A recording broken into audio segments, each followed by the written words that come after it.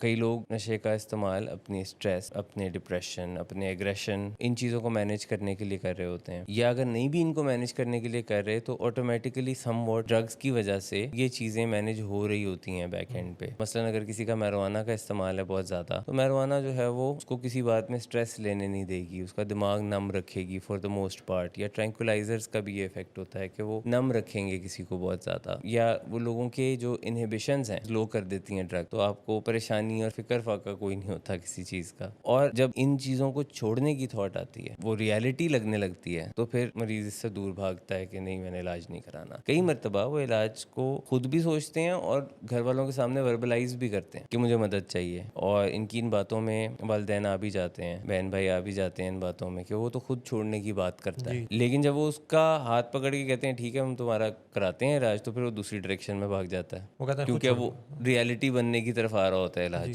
लेकिन जब तक वो सिर्फ एक थॉट है, वो थॉट तो हर एडिक्ट के दिमाग में से कहीं ना कहीं गुजरती है। किसी अल्कोहलिक के दिमाग से भी ये थॉट कई मरतबा गुजरती है। वो ये भी सोचते हैं कि ये तो इतना मैं महंगा खर्चा भी करता रहता हूँ और अपना सिस्टम भी ख़राब कर रहा हूँ, अपनी फंक्शनैलिटी भी ख़राब कर रहा हूँ, छोड़ देना चाहिए मुझे। फिर उसी चीज़ में जब घर वाले छुड़वाने की तरफ मदद करने का हाथ बढ़ाते हैं तो फिर वो दूर भागते हैं।